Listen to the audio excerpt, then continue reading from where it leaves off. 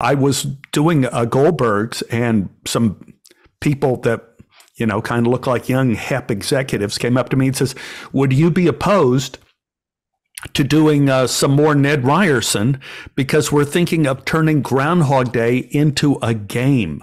Stephen, thank you so much for taking the time to talk with me, sir. It's great to meet you. I'm a big fan of your work. I think you're a comedy legend. Thank you, sir. Yeah, it's always good to start in the legendary category. Then we could always move down from there. My son and I used to religiously watch the Goldbergs together, so he's pretty excited too that I'm talking to Principal Ball today. So, yeah. First question in regards to the movie: do you like pina coladas? I tell you, I used to like pina coladas. Was it in the sunshine? What is the song? I like pina coladas in the sunshine. I like pina coladas. In the rain. In the rain. I used to like pina coladas and all that stuff, but I have found, and I don't want to break anyone's heart, but as you progress in age, you move away from the mixed drinks with the umbrellas and you go to the straight stuff. Oh, I've reached that age. I understand. I'm so sorry. No, I feel it in my knees every time. I know. We go for the Irish whiskey. Yeah. Now, did you sign on to this solely because your character's name is Dr. Divine? No. I read the script and I liked the script, and then I found out Cheri Oteri was going to play my wife. So I thought, what could go wrong? And the only thing, and I had worked with Ellie Stamen before, the director. Mm-hmm. Now that's important. So I had worked with him before, and he is incredibly bright. And he has one of those kind of joyous presences about him. Mm-hmm. So I feel like, well, everything was going to be fine. Everything's going to be fine. The only thing that was wrong was the pandemic. Unfortunately, it was at the point of the pandemic, and I don't know if you could remember back that far, where everybody thought we were dying. All the people in Italy were dying. All the old people in New York were dying. No one really knew what COVID was, and everybody thought we were all going to die, which is a tough situation to do a comedy in. It sure. Really, or it's a great situation to do a comedy in. I feel like I have a constant death complex. I'm always thinking that I'm dying. So when we were, Cheri and I, we did our scenes, we were separated. Yeah.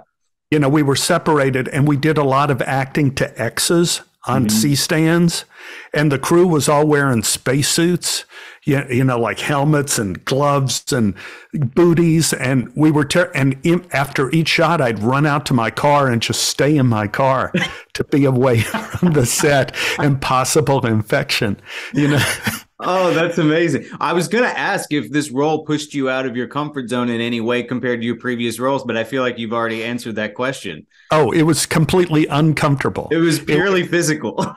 It was amazing. But I'll tell you, the thing that helped was I had done several voiceover jobs in that period of time too, in which you're also kind of performing to the X, so to speak, not the X on the C stand, which is going to be Cheri Oteri, and you're going to do your part, and then you're going to leave, and then you're going to be the X on her C stand.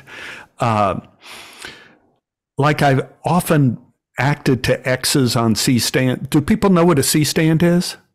No, I'm very short, so I only know what Apple boxes are. Yeah. So a C stand is what you eventually put a light on. And a lot of times when you act off of a big star that doesn't want to be there at that moment, they'll just put a C stand up there and figure out how high up that star's face is and put a green X in tape. And so you do your part to the big star in tape, and then you go away. And then the big star, when they're finished with their pina colada, they come in and they act to an X that was in your place. So we did a lot of X acting. And when you do voiceover, I was doing Archer, I think at the time. And Archer used to be the greatest event in the world because we would all be in one room together. Mm-hmm. And everybody's just playing off of one another. But with COVID, no, we were all separated. So we're all like terrified and playing to the X's and doing our little part and hoping that the masters could put the pieces together. So that's kind of what Love Virtually was like. I've caught myself saying Love Actually a couple of times. Yeah. I love that movie. And so it just comes naturally. But it's one other thing too, is I realized, because I was kicking myself in the behind for that. But the thing about Love Virtually is it is about not the movie Love Actually, but it is about actually finding love. Yeah. In a virtual space. Using the virtual space to find actual love. Yes. Yes. So I do have to tell you this. Two of my all-time favorite comedies are Spaceballs and Groundhog's Day. And I was curious if there was ever a time where they were discussing doing a sequel for either of those films. Boy, I'll tell you, in terms of Groundhog Day, working on the Goldbergs over at Sony, Sony now owns Groundhog Day. They own it. Yes. And so I was doing Goldbergs, and some people that, kind of look like young HEP executives came up to me and says, would you be opposed to doing some more Ned Ryerson, because we're thinking of turning Groundhog Day into a game, a video game. And we were thinking it would be nice to have film sections and that you actually now become the new mayor of the town. And so Ned, and so they were pitching all of these future, what would happen with Ned and everybody in the future. And I said, oh, well, sure, of course. And of course, never heard from him again. But that was the one talk I heard about a future of that. And I heard nothing about Spaceballs. Oh, no, I heard that there was discussions about Spaceballs, though I will say that Mel Brooks just did a History of the World Part 2. So I think Spaceballs, if he's in sequel territory, let's go. Let's go for it, man. Let's go. But of course, everybody said, like John Candy is gone. Bill Pullman looks like Santa Claus now. I think you handle it like Star Wars, right? Like Star Wars has taken it like, where you saw older Luke Skywalker and, older Han Solo, and you push it 30, 40 years, and you put in some new comedy talent in there, some new characters. And I think that's how you do Spaceballs too. And I just wonder if I would have gotten a promotion if I'm still captain of the guard.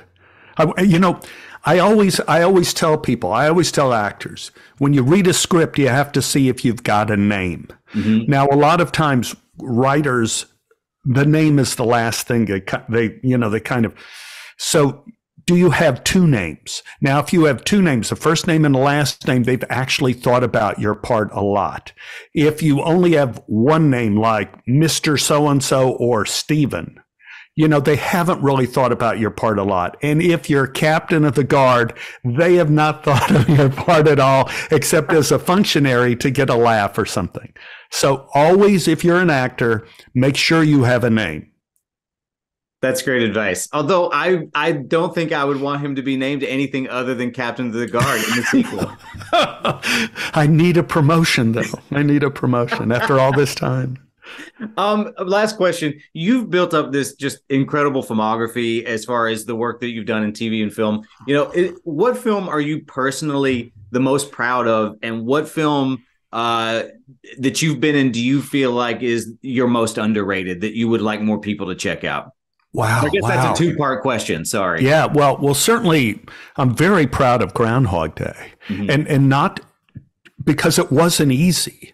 It was a battle to create the show that it was. After the first week, Harold Ramis got with Danny Rubin, our writer, and he says, what's the story we're really telling here?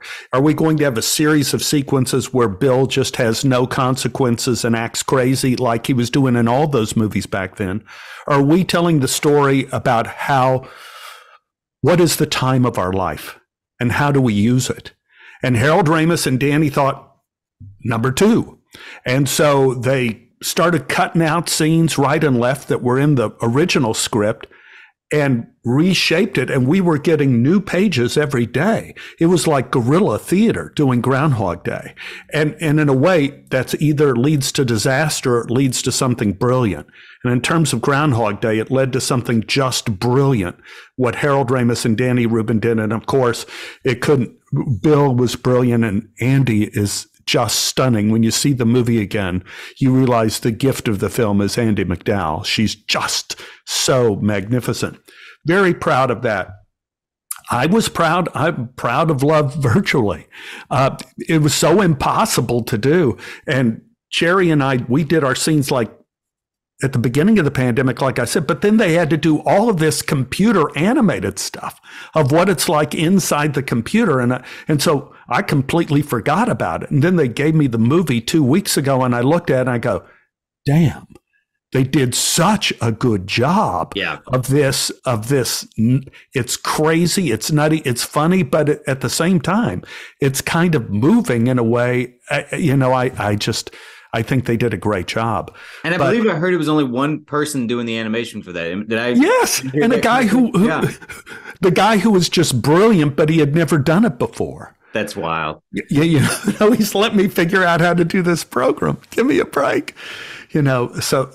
But a lot of times I'm most proud of the things that we had to go through difficulties through, as opposed to ones that were slam dunk to begin with.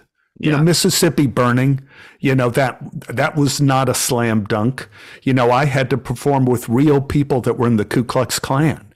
Oh, wow. And I had to do my big Klan speech, and in front of 2,000 people, we found out we were doing it deep in the heart of the South, like in Alabama and Georgia. We found out like half of the people had used their Klan cards to be extras. And so I started to do my speech, and Alan Parker whispered to me, well, we won't really get into the speech because it's so racist. It's so nasty. We don't want to offend you. We'll just do the beginning, send everybody home, and then we'll do your speech. But one take, he didn't say cut. And so my obligation was to continue. I went into this racist speech, and the audience, 2,000 people, went nuts. They loved it. And Alan Parker ran up to me and said, well, I didn't expect that. Let's keep shooting. And it's like 3 a.m. We've got 2,000 Klansmen, and I'm doing this, and that turned out brilliant. That show turned out brilliant too. This is a really unexpected sidebar, but I do stand-up comedy. And so I was driving through Missouri one time and came upon a gas station, and there was a Klansman that was just getting gas. Like, it was just a really big deal. And next door, there was like other Klansmen. They were like having a Klan cookout. And I never considered how uncomfortable I would be just to be in their presence. You know what I mean? It never really dawned on me before until I was in the moment. And I was like, wow, I am so uncomfortable being here right now. I cannot wait to get out of Missouri. Yeah, super scary. Scary. It really is. It's really scary. So, Stephen, this was such a pleasure getting to talk to you. I love this. And I know you got a lot of people to talk to, so I don't want to take up any more of your time, but thank you so much. I love it. And thank you. And thank you for this whole meeting you. This was delightful.